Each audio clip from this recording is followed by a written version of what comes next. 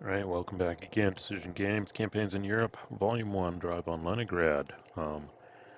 Continuing my saga here, probably playing this game as fast as the actual campaign at the rate I'm going, but using it as an opportunity to learn the rules of the system.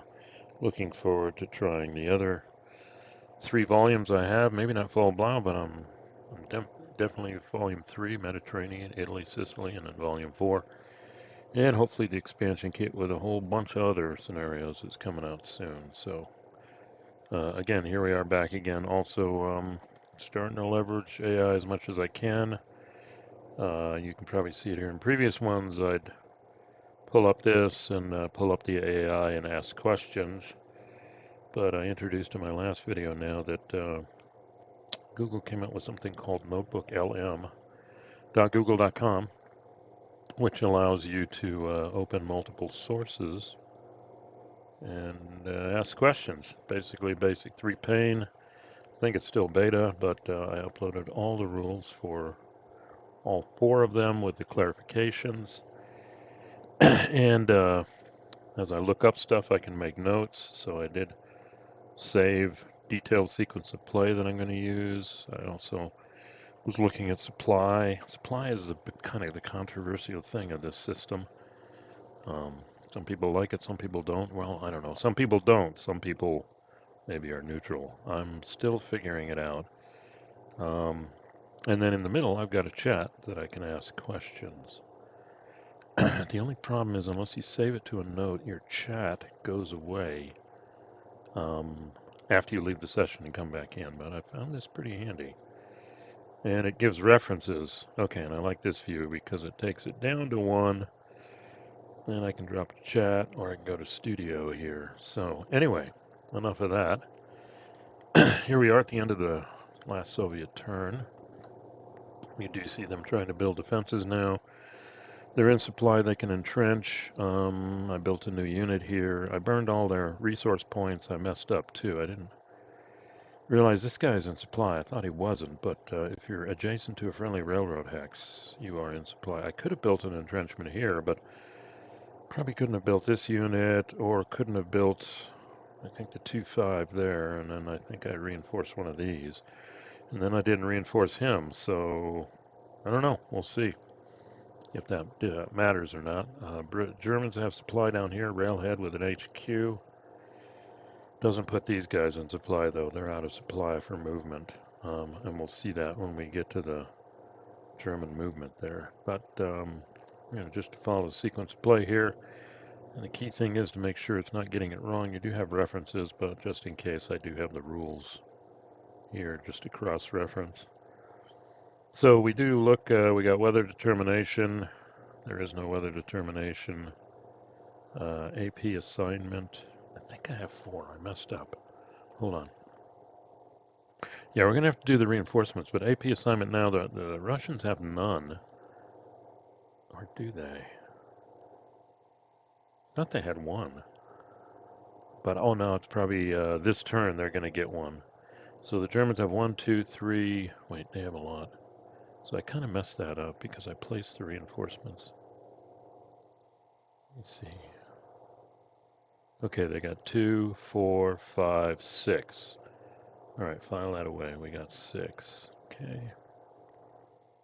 But we only got 1 ATG. Oh, well. I'll fudge it. Okay. Anyway, so let's go ahead and do the German reinforcement phase. So we come down the combined air phase. Pretty much everything goes into TAC air.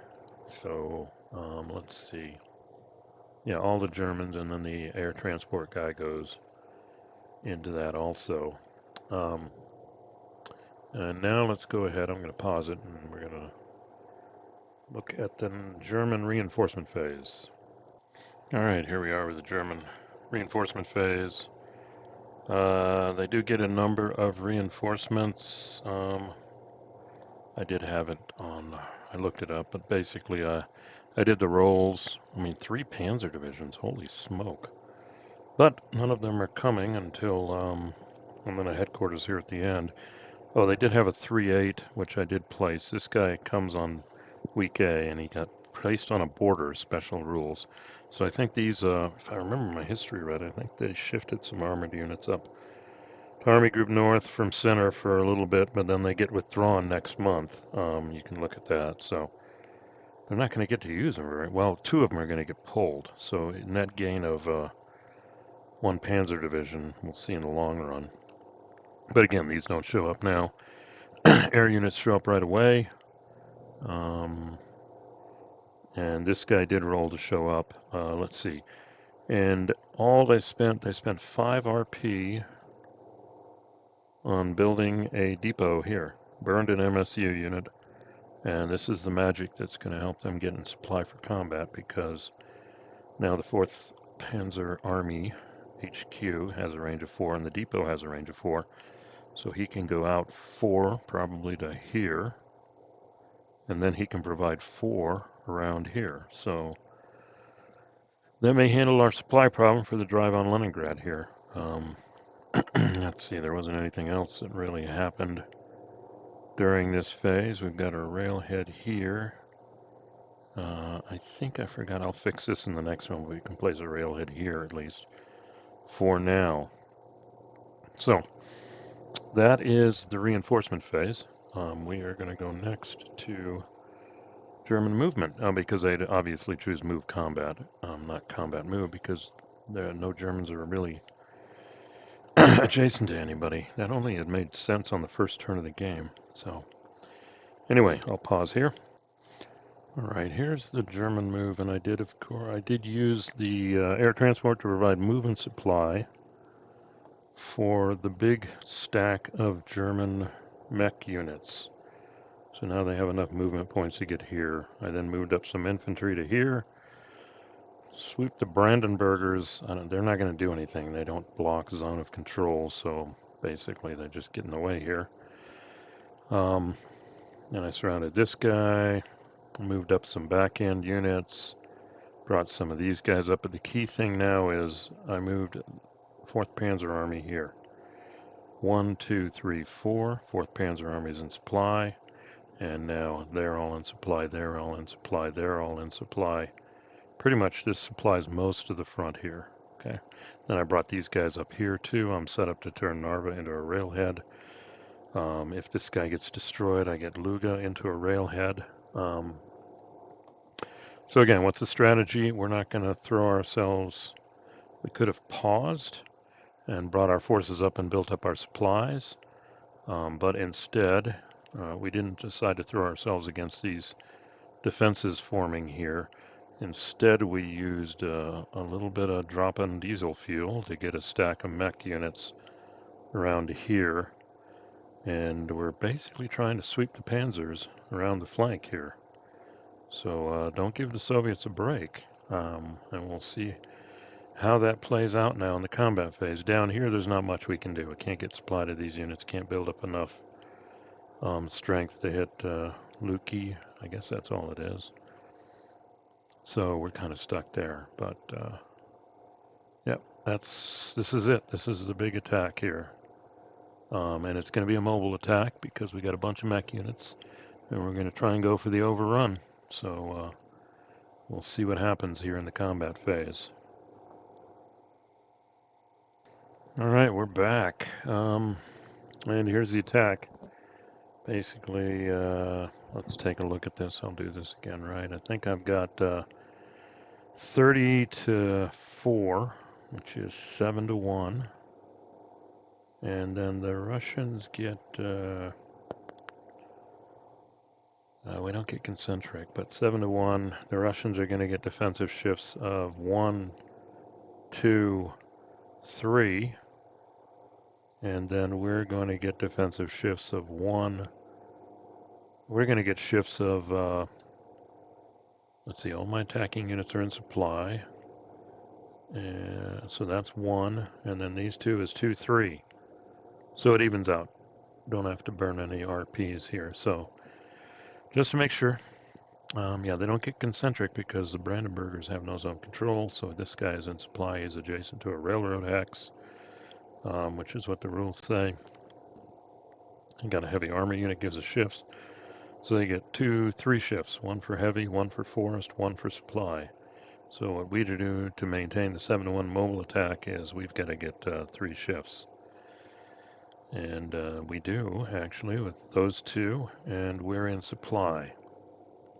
So we match their 3 shifts.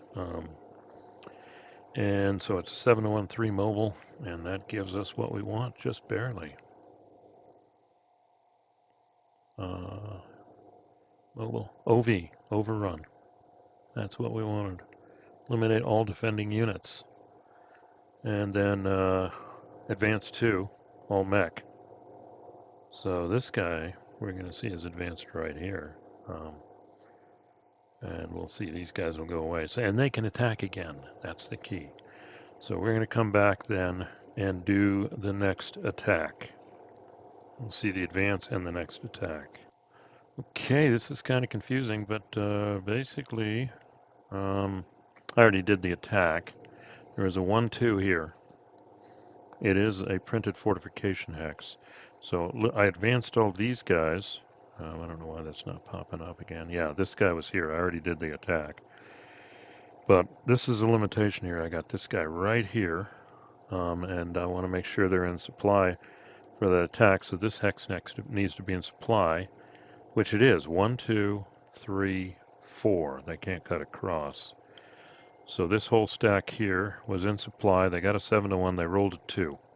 So they didn't get the overrun this time, and they had to use 2 air power again. But they got a defender shattered, and it only had 1 step, so it's gone. And this guy only advanced here for now. Now that does put him 1, 2, 3. No, he can't go there, so he's out of supply for movement. I left these guys back here, so for the mech move, they can still move. Okay, so actually a very successful attack. The Panzers are sweeping the flank and driving into the perimeter of Leningrad. So the next thing I'll show is the German mech move, and then we'll come to an end. All right, now we're at the end. Sorry this seems so broken up here, but being rather aggressive. Decided not to do combat, which they could have tried against the entrenchments with the mech units, but instead to move. They all started in movement supply because of the 4th Panzer Armor being up here, still within range of the depot, and 1, 2, 3, 4. So they got supply all the way through here. This guy moved out of supply just to take this victory point hex. So he's going to be out of supply, but the Soviets don't have any counterattack. I still got to wrestle with this Finnish front. I mean, I guess the Finns could have attacked, but to what purpose? I know I've had some comments on that. It just doesn't make, they can only go as far as this, and they can't take Leningrad. So potentially all it does is freeze these unit up. So the logic would be don't attack, and until Leningrad falls, the Soviets have a requirement to keep a zone of control on all these hexes on the border. And these units would be awesome to protect Leningrad. I wonder if I can stretch them out, and this guy can come down. I'm going to have to look at the rules. I'm going to view this as a learning game because I've made some mistakes.